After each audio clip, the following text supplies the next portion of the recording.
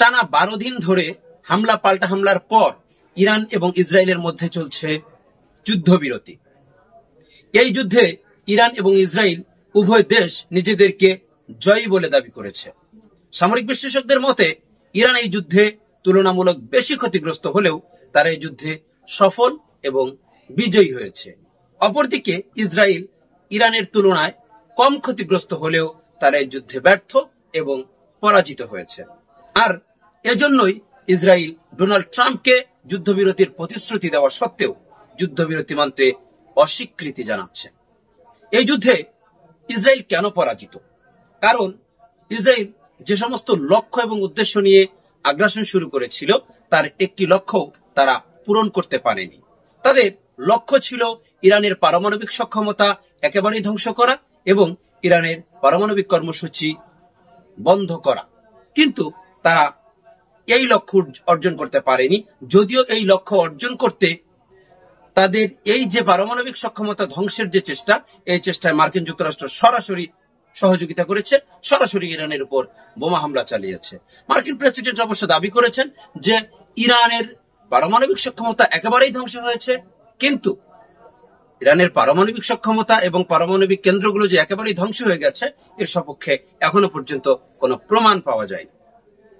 দ্বিতীয়ত ইসরায়েলের লক্ষ্য ছিল যে ইরানের ব্যালিস্টিক ক্ষেপণাস্ত্র কর্মসূচিকে ধ্বংস করা, কিন্তু যুদ্ধবিরতির ঠিক পূর্ব মুহূর্তে ইরান ইসরায়েলের দিকে অত্যন্ত শক্তিশালী ক্ষেপণাস্ত্র নিক্ষেপ করেছে, যা ইসরায়েলে ব্যাপক ধ্বংসযজ্ঞ চালিয়েছে।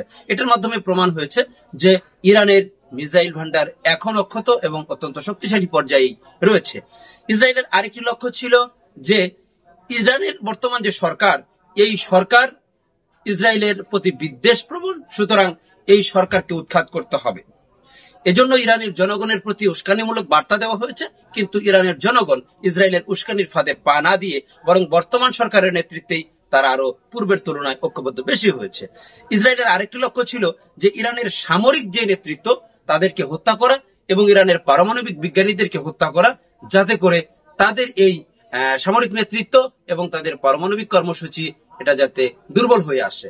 কিন্তু এক্ষেত্রেও ইসরায়েল ব্যর্থ হয়েছে, কারণ ইরানের সামরিক কমান্ডারদের হত্যা করার পর তাৎক্ষণিকভাবে পরবর্তী নেতৃত্ব এই ইরানের সামরিক নেতৃত্বের ভার গ্রহণ করেছে এবং তারা স্বাভাবিকভাবে কার্যক্রম পরিচালনা করে এসেছে, এবং যে পারমাণবিক বিজ্ঞানীদেরকে হত্যা করা হয়েছে তাদের জায়গায় অন্যরা এসে তাদের কার্যক্রম চালাচ্ছে।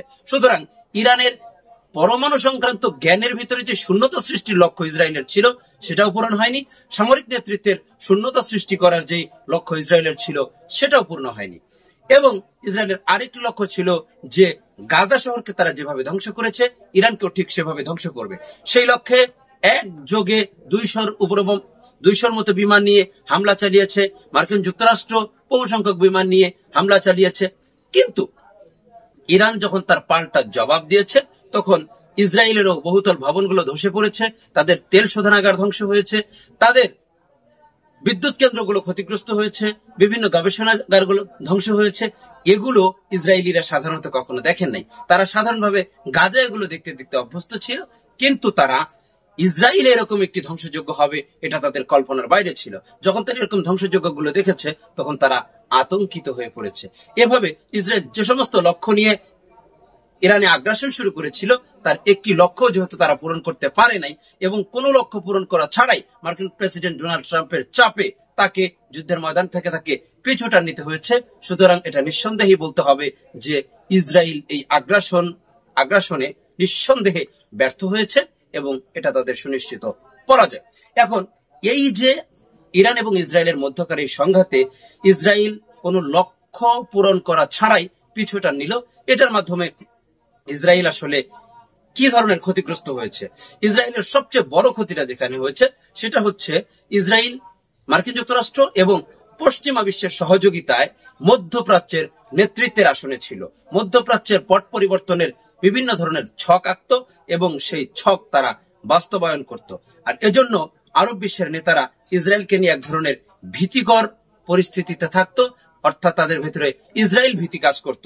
ইসরায়েলের বিরুদ্ধে শক্ত অবস্থান নিতে আরব বিশ্বের নেতাদেরকে খুব বেশি একটা দেখা যেত না।